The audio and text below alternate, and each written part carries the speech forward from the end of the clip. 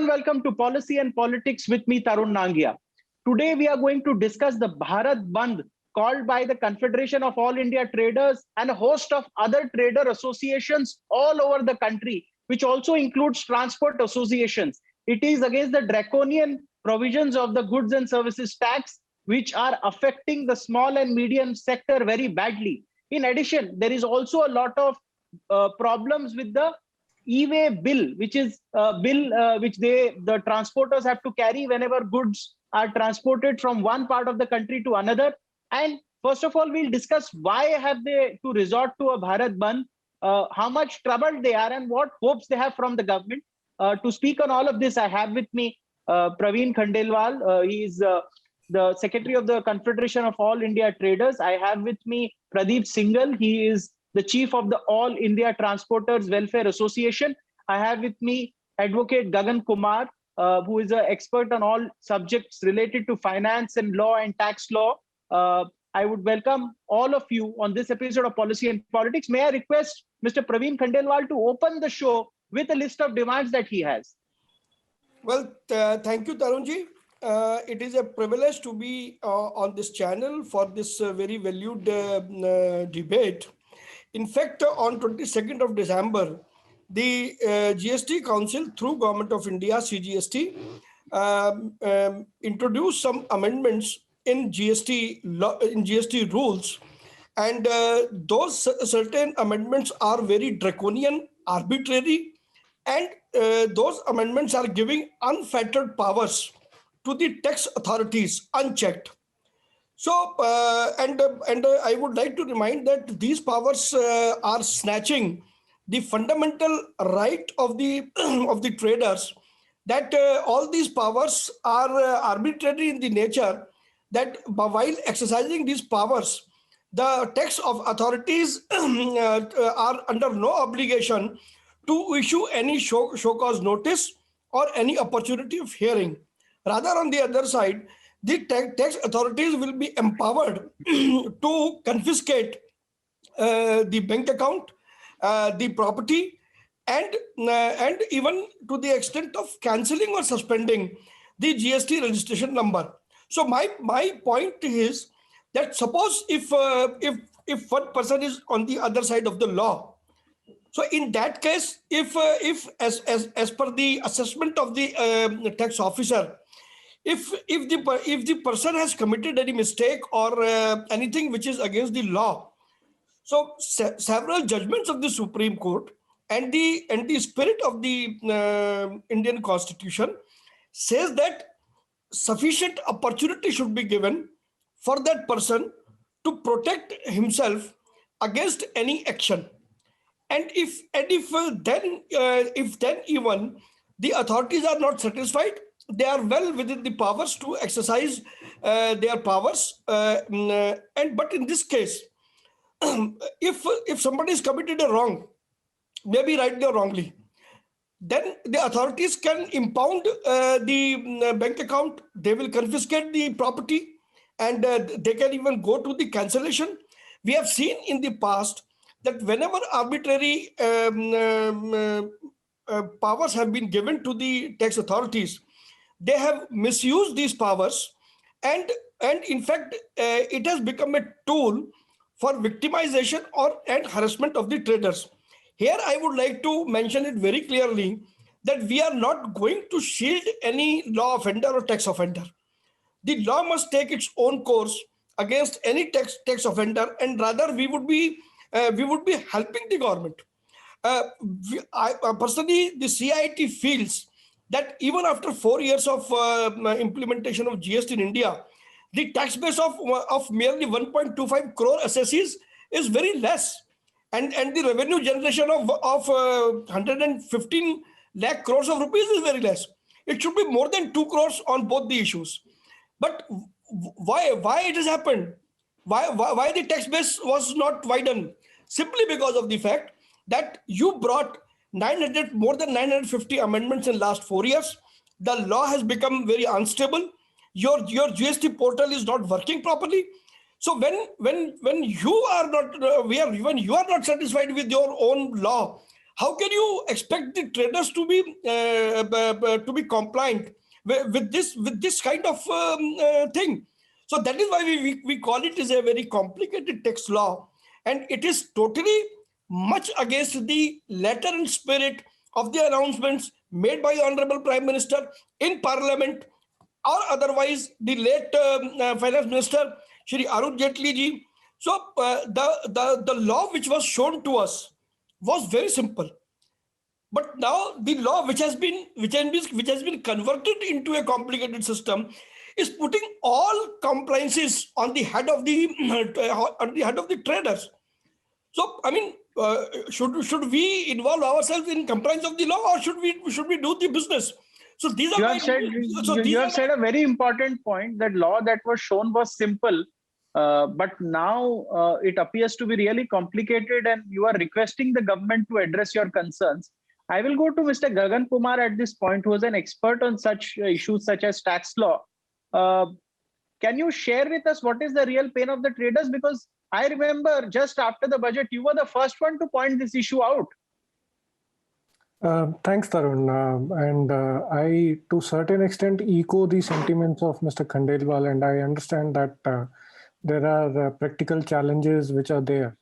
But as far as conceptually speaking, GST law has obviously acted in a manner which would formalize the economy. And to my mind, it's a transition phase where informal economy will be transited into a formal economy. Now, I understand the Bandh has been called essentially to protest against the provisions relating to e-way bill.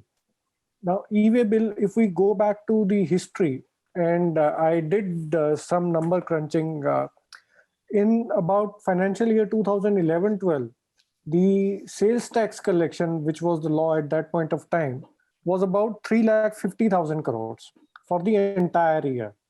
Today, we have a GST collection of about 1 lakh crore per month.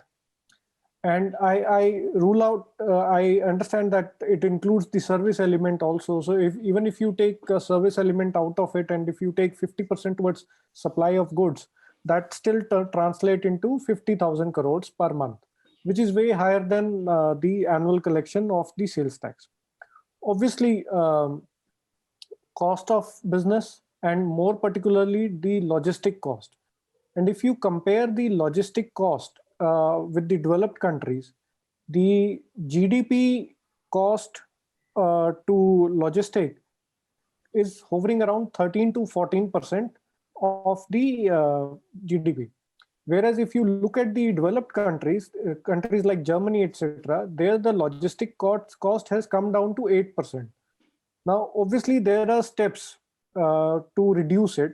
Government is doing its bit in terms of developing and constructing more roads. Even during this budget, the finance minister has announced construction of about another 8,500 kilometers by March 2022. Now, having said that, GST has been a law which has subsumed many other laws. And as a result, the per day transportation has increased. So, but we are still lagging behind as compared to the other countries.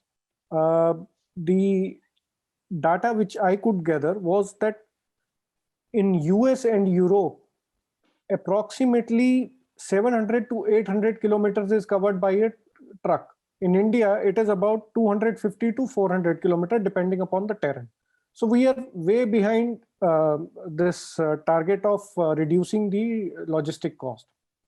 Obviously, e-way bill remains a challenge, and more particularly, I think the pain point is not the e-way bill per se. It is certain elements contained in the GST law and the GST rules, which to my mind, All India Transportation Welfare Association and the Confederation of All India Traders Association should target. And to be more particular, it is section 129 of the CGST and rule 138 of the CGST, which need to be tackled. And I'll take up on those three issues subsequent to the comments of Mr. Singhal and Mr. Khandelwal on this issue. We'll go to Mr. Singhal. We saw the communication from your side about the e-way bill troubling transporters. Can you extrapolate on that point? Sure. And I would like to first thank Mr. Gagan Kumar for raising the issue of transportation.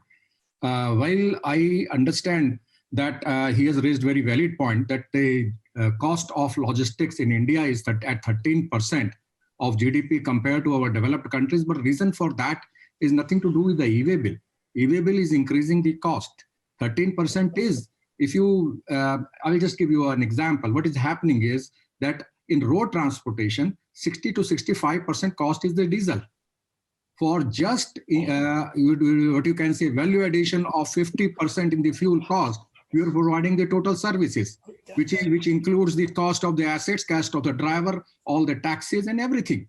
In the US and the developed countries, the transportation cost is around 2 to 3 times of the diesel costs. So we are providing road transportation services at the cheapest. There are many reasons why the logistics cost is high. We can go into that debate separately, but today's the issue is of e-way bill. Again, why the vehicles are not traveling 700 to 800 kilometers and why the average is 200 to 300 kilometers in a day in India is again a matter point of, I think, another debate. So why it is happening? I will just stick up to the e-way bill. I will contest a point where Gaganji has said that after e-way bill, the tax collection has gone up. Let me introduce a simple data. There was no e-way bill or a transit pass in any of the states, in the southern states or in Maharashtra. And after the introduction of e-way bill, the data which we have has not increased their tax collection as such. If you're talking about that excise has been included, service tax has been included, and because of that, otherwise the total tax collection before the introduction of the e-way bill or after the introduction of e-way bill there's not substantial difference in that. The e-way bill is supposed to be a deterrent, but it has failed to catch the evaders. The evasion is mostly happening because of this fake invoices system.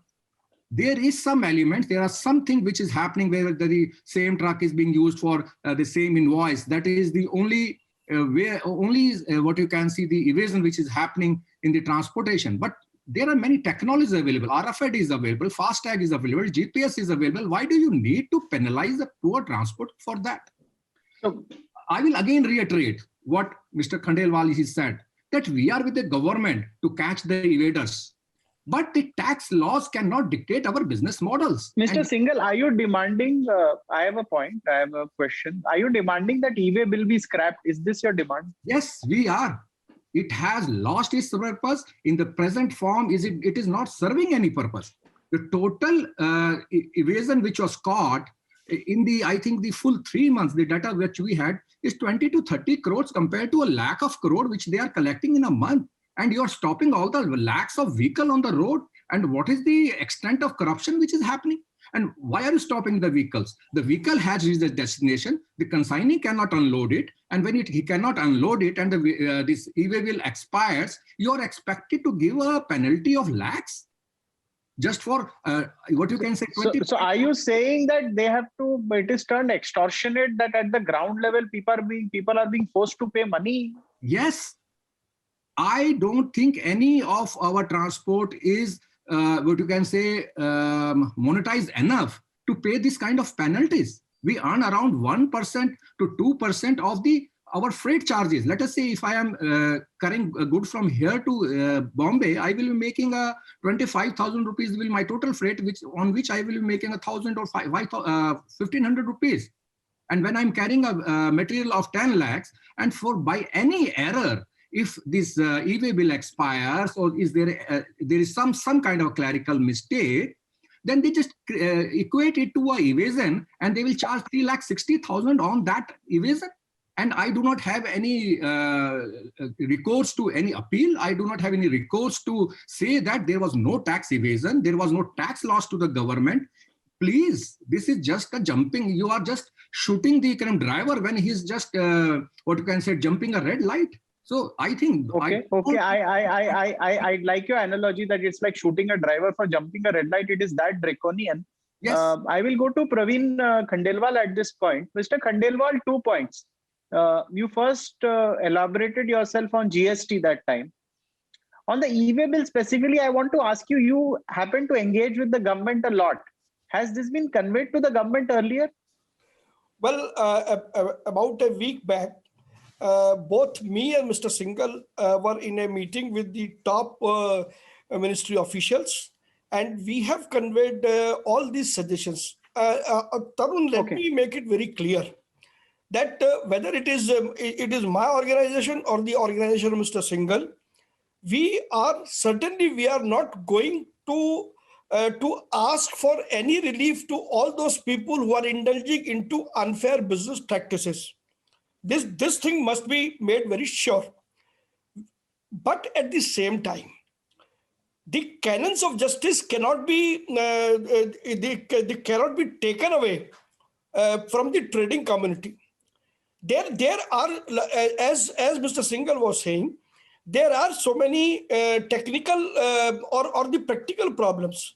If e-way bill is expired, then and who are the persons who have decided that one truck will go will move for 200 kilometers in a day? Are they aware what kind of roadblocks and hurdles the truckers are facing on the road? We are not getting any VIP treatment.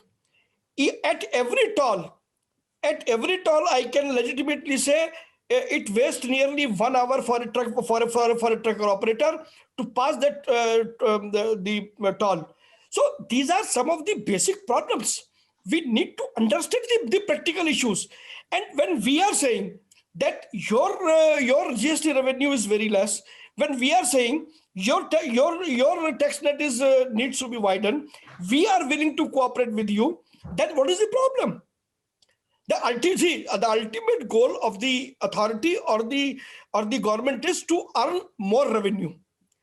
End of the day, all these exercises are going towards Mr. Khandelwal, I saw communication from your people today that more than some 12-13 organizations have extended support to your Bandh.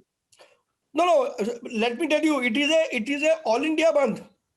It is not Bandh particularly to one city. Yes. We are holding 1,500 dharnas in different cities across the country. If you go to Leh Ladakh, if you go to Lakshadweep, you will find the markets closed. So if organizations like ATWA, there are many national level organizations who are supporting it. There are many state level organizations who are supporting it. So I will say that it is not a traders movement. It is a movement of all the people, those who are connected with the trade, with the activities of trade, whether it is hawkers, whether it is small industries, whether it is women entrepreneurs, whether it is self-employed persons or transporter or trader, because everybody is pinching. So we are not demanding anything. We are demanding that Government of India should kept these provisions in abeyance. Let they have a talk with us. We will give them all solutions. Because we also don't want that this unscrupulous element. I have taken your point. I'm going to Mr. Gagan Kumar for clarity. Can you demystify this issue for us? You've heard out Mr. Singhal, you have heard Mr. Khandelwal. Can you demystify? See, the sentiment of business community is very valid. And as they say that higher compliance is an artificial barrier to do business.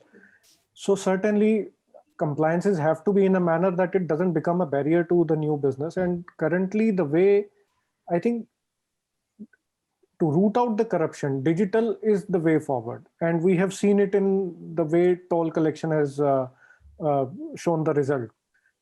From 2018, where it was the average toll collection was 50 crore, I think February 21st, for the first time it crossed 102 crores in one day. So digital is the way forward.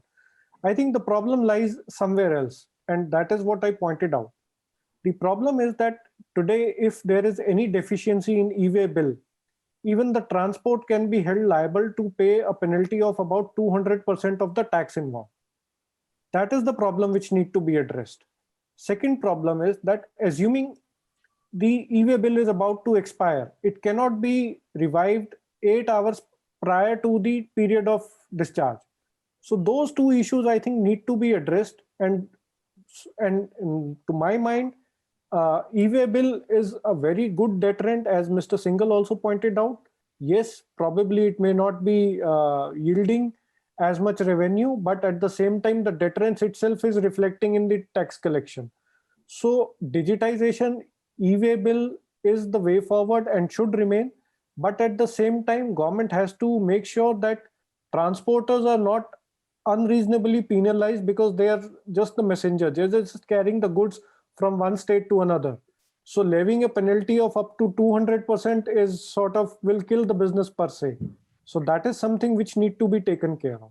Mr. Gagan Kumar, are you saying there should be a rationalization of penalty? It needs to be brought down. It needs to be brought down. In fact, probably we may, and just a suggestion, and this is up to the two associations who are there. In our earlier days, when there was system of sales tax registration or VAT registration, there used to be a security deposit. I think the concept of security deposit may be brought back, that yes, if there would be an evasion, that can be taken care by way of forfeiting the security deposit, but let the movement not be hindered. Let the movement be go on. Let transporter be not penalized.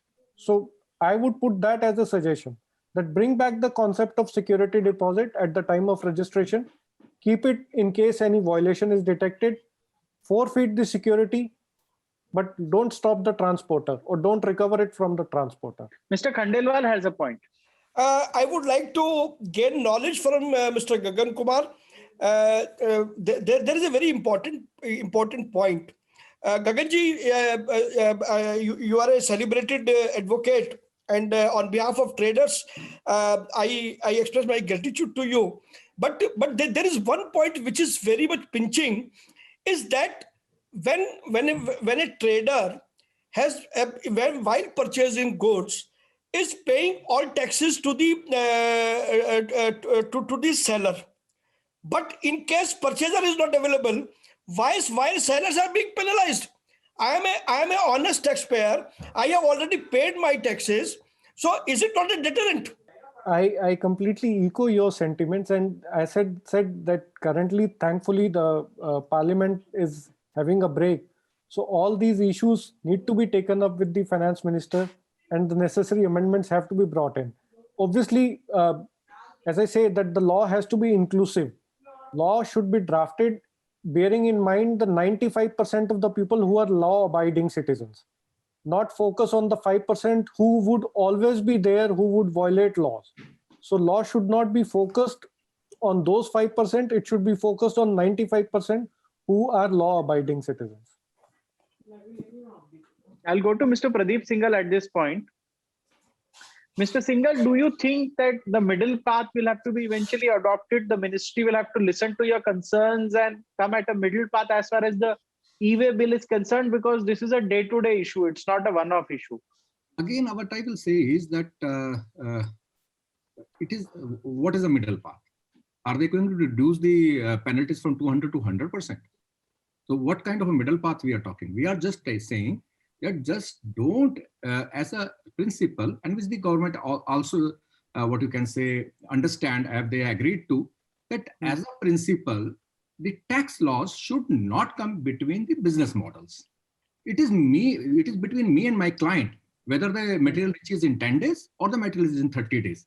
How I share the loads, how I consolidate the material, whether material is picked up in part or it is picked up in full, whether the material is lying in my transit godowns for 10 days or for 15 days.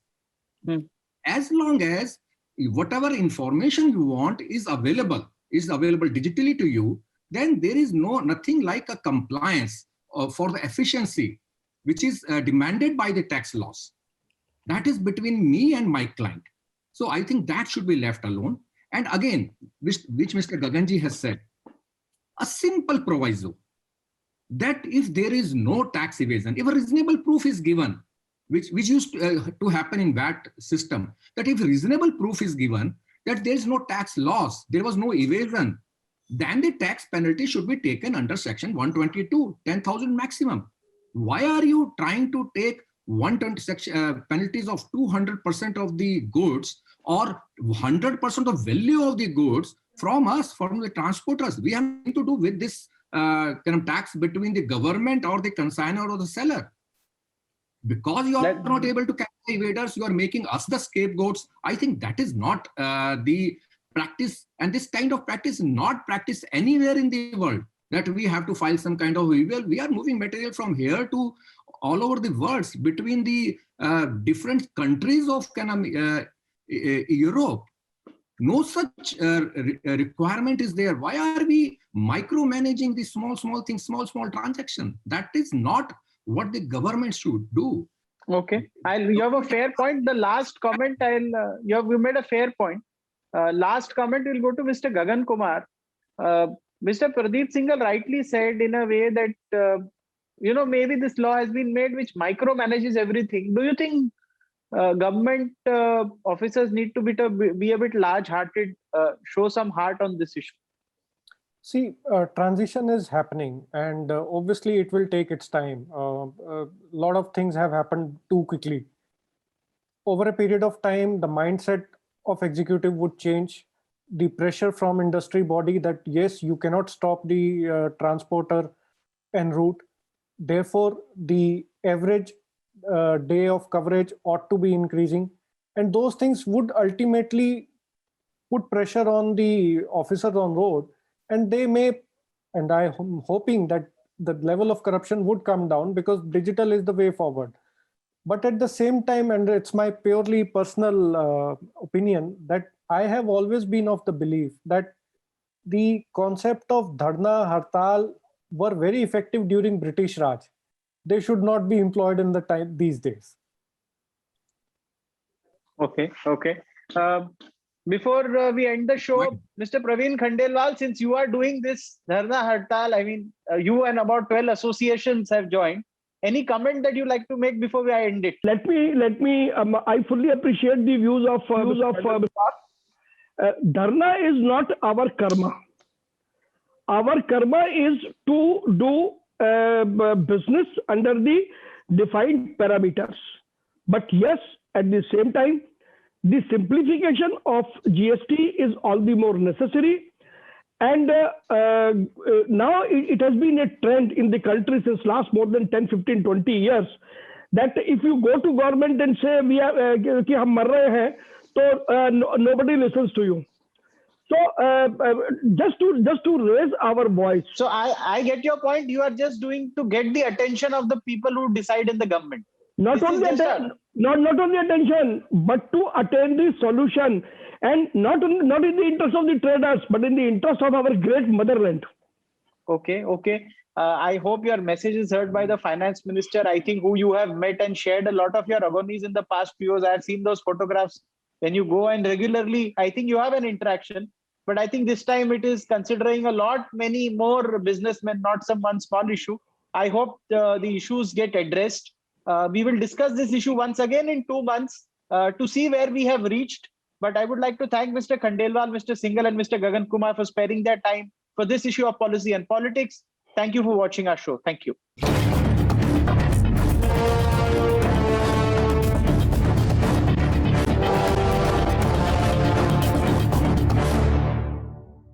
For more such videos, subscribe to the NewsX YouTube channel, hit the bell icon.